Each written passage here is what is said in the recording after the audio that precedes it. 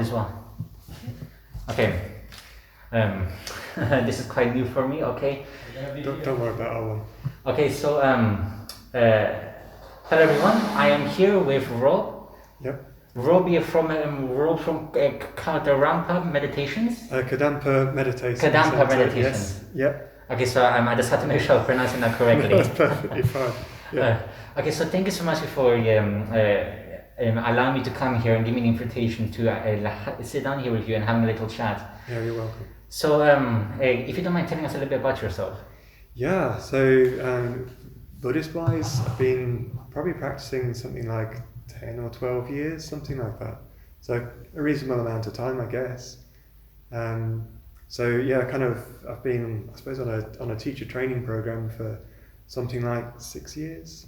So something like that. And I've done a bit of teaching. There's a lot of teachers here in London, so I'm one of the teachers. So yeah, one of them. So can you tell me a little bit about this place and maybe how long have you been teaching for? I think I've been teaching something like three years. This temple was set up something like 5 years ago, maybe, initially as a teacher training centre for this tradition to train new teachers in like quite a strict way, like a university basically, but that kind of idea, so quite intensive. But then so they could still keep their sort of day jobs and that sort of thing. So to kind of integrate the teaching, learning Buddhism with and becoming a teacher with having a normal life as well. So. Oh, that sounds really wonderful. But I really want to get on here for the gritty of this interview. So yeah. Can you tell me, what is Buddhism? What is Buddhism? So Buddhism, it kind of sits, to my mind, it kind of sits between being a philosophy and a religion. So the Kadampa Buddhism in particular is like ways of thinking that improve your life.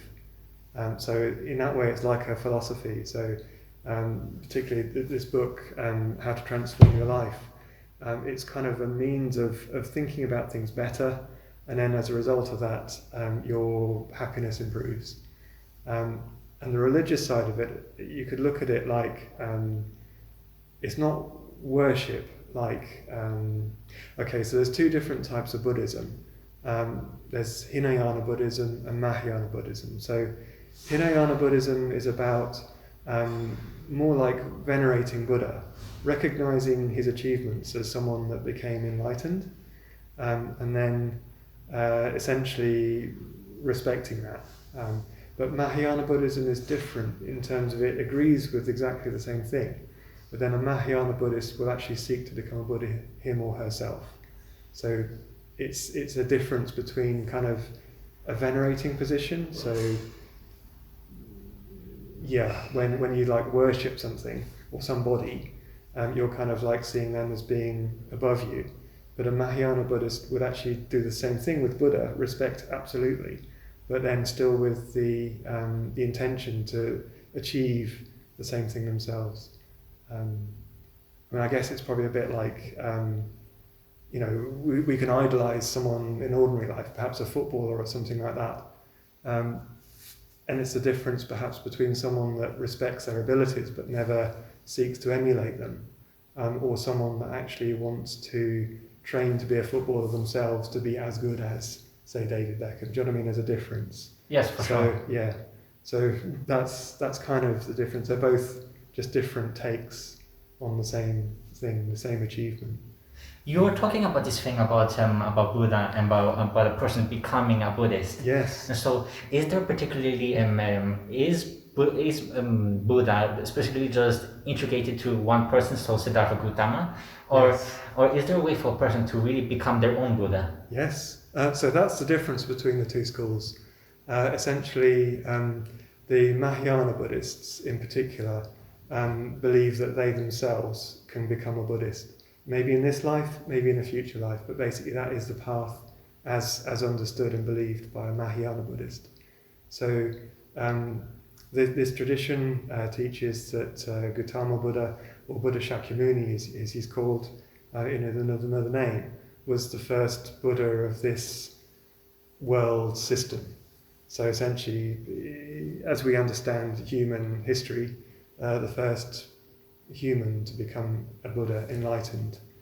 And then we believe as Mahayanists that there have been many since, but essentially that he taught Buddhism and the method to become enlightened to thousands of other people who then themselves have become enlightened and become Buddhas themselves. So it's really quite special. So that's kind of like the difference between there being one person that you respect as being amazing, done something amazing, no doubt about it, and then others that have kind of followed the method that he taught and have done the same thing. Oh, that's quite wonderful. And you were talking about this other world, and this is where I'm actually wanting to lead onto the main subject of this interview. Yeah. What is this other world that you speak of? Is it some sort of heaven or some sort of outer worldly place that you can visit through practice? Yes, so we need to understand that it's not taught as being a physical place. So if I said that it's a state of mind, and yes, it's possible to get there through meditation. Through meditation. Mm-hmm. Oh, so talking about this, in essence of it, what actually got you into Buddhism? Suffering, yeah, no doubt about it. What got me into Buddhism? I don't know. There's a really long story and a short story, but in my 30s, I was in a bad place mentally, suffering mentally. Some stuff had happened to other people, and I was very upset. So essentially, I was looking to calm my mind, and I'd already done meditation in my 20s, so I knew that it worked.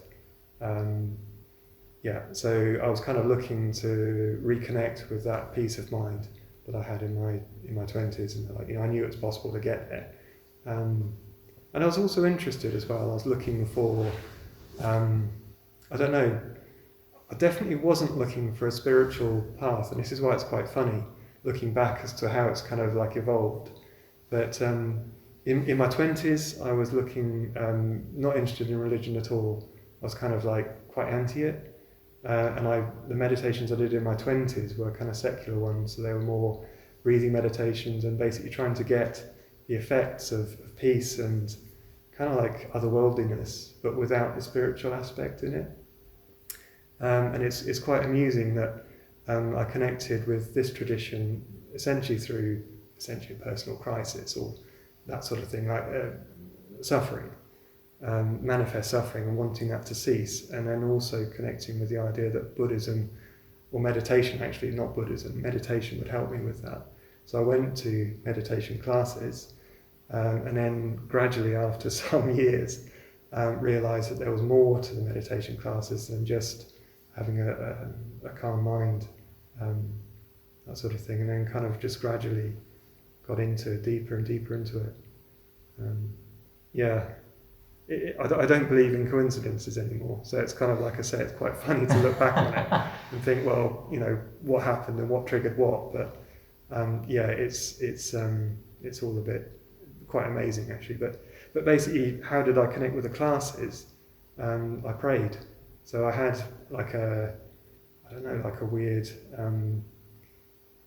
I believed in a being that was listening. Otherwise, why else would you do it? But and I kind of was praying to that, the energy or that being, the universe, and it's kind of like I wasn't too sure what it was, but I thought if it answered, please could you help me with this problem. Sort of how people think about it, the God within, that the God is listening to us when we pray. Exactly, yeah. So I had enough faith that something was listening, but I didn't know what it was. And I asked for it to show itself, essentially. And I asked for a meditation class, basically for that help, because I knew that would help. And I remember adding on at the end of it and said, and if you can answer the meaning of life as well, that would be really useful. Do you know what I mean? It's kind of like quite a comical moment. Lying in bed one morning before going to work, and it's like, and it's funny that this is where we ended up, because literally in that was on a Wednesday, and on the Saturday I was out shopping and was handed a flyer for a meditation class, and it was kind of like, okay, that's a bit of a coincidence, and then sort of thought, I'd wait for that to see what happened. Is that the answer? So I asked for something, and then that's what you could say. That's what I thought the universe gave me, but. So would you correlate that to a miracle as well? How people with a Christian belief tend to see it? So I wouldn't answer for what Christians believe, but I definitely would say that was a miracle or beyond coincidence. Because I'm an engineer, so mathematically, how many times have I been handed flyers for meditation classes? Well, that will be once, and it happened to be 3 days after I'd made this strong prayer that also I felt had been answered. That's the other slightly strange thing about it, because you kind of like, I felt that there was something listening, but I couldn't hear it. Do you know what I mean? It was like there's a presence. Yeah, I understand. It was kind of like, I don't know, maybe the energy shifted or something. You could say that, but actually now I understand that it was a Buddha listening to me, and you've asked for his class, you've got this class. It's like, and that was it. There was no other sign. I waited something like 4 weeks to see if there was another thing. Perhaps God would send something. Do you know what I mean? I was waiting. That's quite lovely. What goes around comes around, as the old saying goes. Yeah. Well, what you put out, you will get back as well. Yes. A lot of people, I feel, can really connect with what you said, like when it comes towards suffering, and towards a lot of problems that people can have in their life. Yeah. And there is this notion that what you do for yourself inside is writing your story from the outside, and as well writing another story within. So when you're writing your story from within, it's reflecting in an opposite way to the outside world. So with the aspect of dreams, what is your perspective on dreams as a Buddhist? Okay, so in Buddhism, dreams have got a very big significance. When I say that, it's easy to misunderstand what that means. So essentially there's what we dream about and then how we dream. So that they're two different things. So dreams are crucial, particularly to the path to enlightenment. So what we dream about isn't as important as understanding the dreams themselves as to what the mechanism is. So, my teacher Geshe Kelsang has written many books, and all of them use dreams as a means of us understanding reality, and it's incredibly deep. So that's from Buddhism in a nutshell. Dreams are very important because they help us understand the nature of our perceptions of reality. Yeah. So there's a quote in this book, How to Transform Your Life, for instance. Hopefully I can manage to quote it accurately. But essentially, the quote is the things that appear in dreams do not exist. This proves that the things that I normally see when awake do not exist, since both are mistaken appearance. And essentially, Geshe's encouraging us to kind of kick the tires of our dreams, to realise that the things in our dreams don't exist because, they're dreams, right? But reflections of ourselves. Yeah, they're reflections of things in our mind. Because what is a dream? It's in your mind. It's not outside the mind. So everything that appears in the dream is the nature of the dreaming mind, and it doesn't exist because we know that when we wake up because it disappears, right? Because it's like you dream of an elephant. There's no elephant in your bedroom. Oh yeah. Do you know what I mean? The elephant in your dream doesn't exist. Yeah. So that's the first line, and then that tells us, this proves, it's quite a strong statement, this proves that the things that we see when awake do not exist. And it's kind of like, that's getting deep. Yes. Because both are mistaken appearance. So understanding that is essentially the key to the deep teachings on emptiness that Geshe Kelsang, and Buddha Shakyamuni started it. Geshe Kelsang essentially represented it in a modern way for us to understand as our modern minds.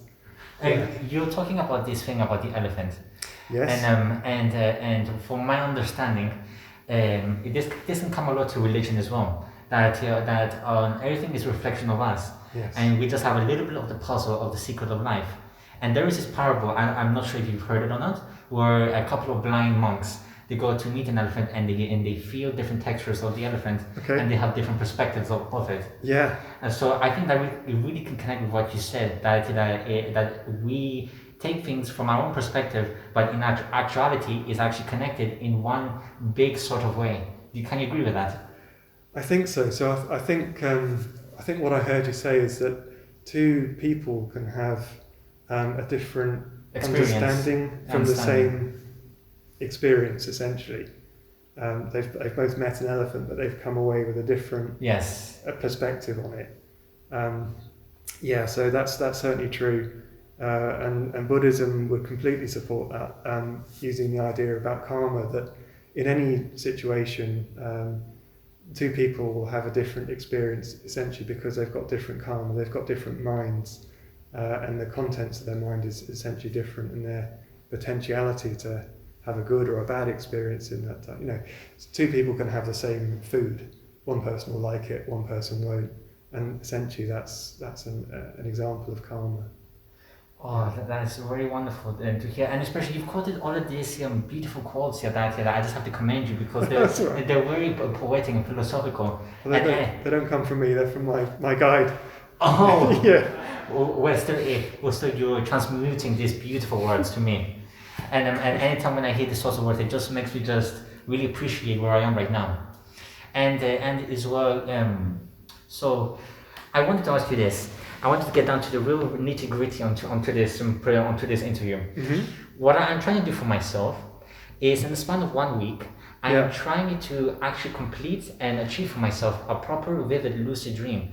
Is there any techniques as a Buddhist which you mind give me advice on what I can do for myself to really try to achieve a very lucid dream that I can control and see the visualizations for myself? Yeah. Okay. We can start with what your intention is. So why do you want to do it?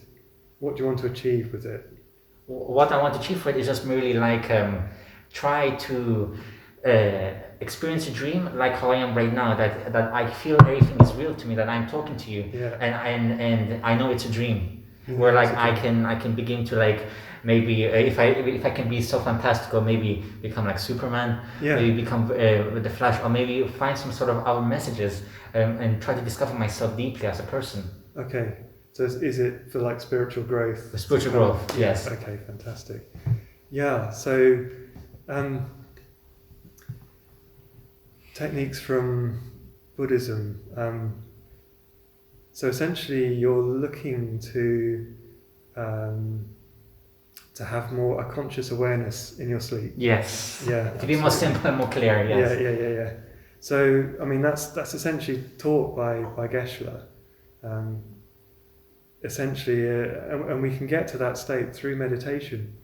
It's called the Ogre of Sleep in Buddhism, and that can be misunderstood as well. So as Geshe Kelsang describes it, the Ogre of Sleep is being consciously aware in your sleep, and we would use that as Mahayana Buddhists, essentially to train in becoming a Buddha, because there's really not much difference between having the mental ability to be aware in your dreams as being enlightened.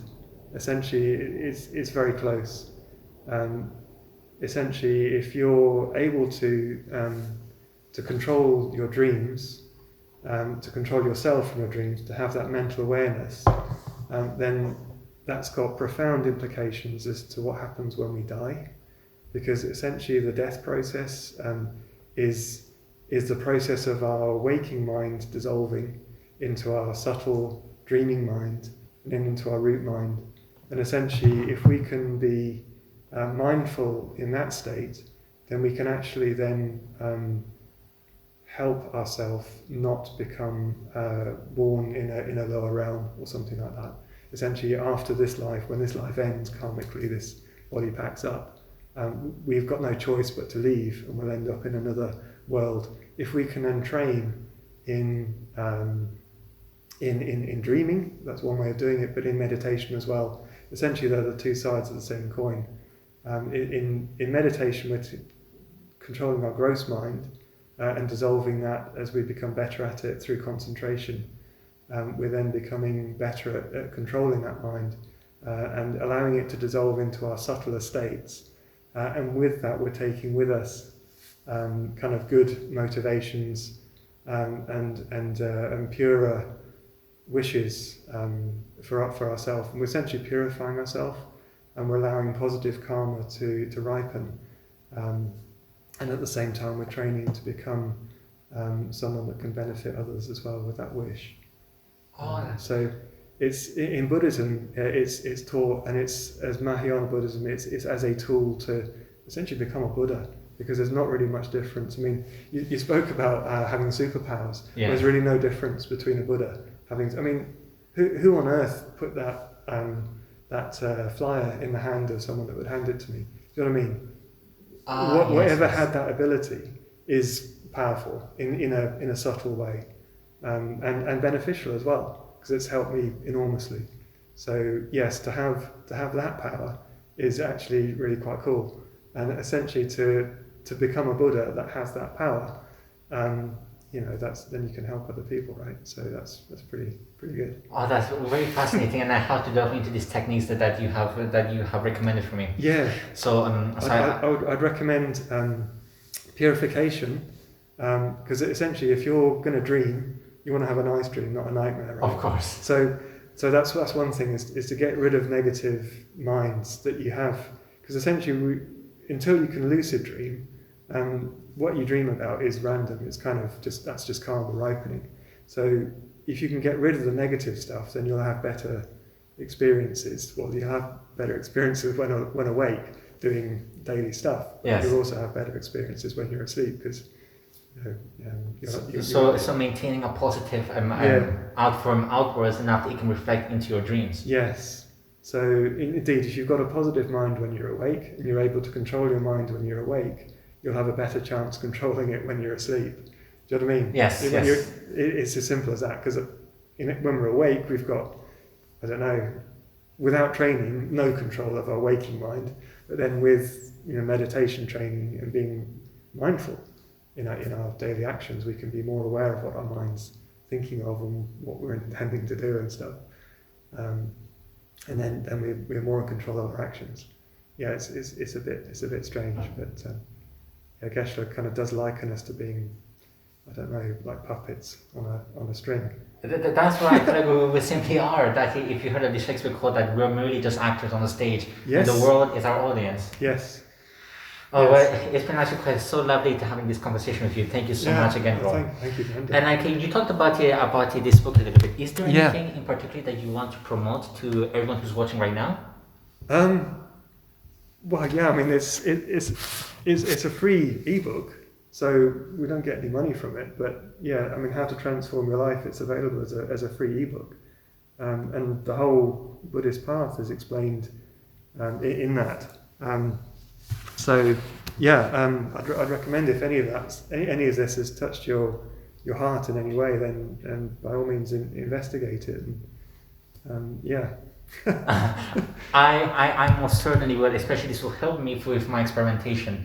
And just for promotion's sake, where can people find you? Do you have some sort of social medias? And where is this place located so that they can find you if they live nearby? Okay, so this temple is in Morden, in London, but we actually have Kadampa centres throughout the UK and throughout the world. So if they wanted to connect with a local centre, I think if they went on to, I think it's kadampa.org, then there's a find your local centre thing, and you can type that in, and find a centre and just come to some classes and check it out. Okay, so you heard that, everyone. If you're looking for a Buddhist place to come across, you can come over here to Modern, and then after you can talk to my good friend Rob here. Yeah, we've got a centre up in the Lake District with a really beautiful rural temple, the first in Britain. So that's lovely, and there's retreats happening there all the time. In fact, I'm going to go up there in January to do a retreat up there. And if you have a YouTube channel or social media, you say you do live streaming? Yeah, we've done live streaming of classes because of the lockdown. So on meditation.london is the meditation site for this centre here in London. So you can check out the classes that are on that and sign up and stream them. Yeah. All right. Yeah. So you've heard about it. If you're looking for them, all of that will be in the link in the description. Thank you so much. Okay, then. So Rob, any last words for the people who are watching? I don't know. Avoid suffering and be nice to each other. Simple as that. That's a must need. That's a short plant in these days. Yeah. Well, thank you so much, everyone. Namaste. Namaste.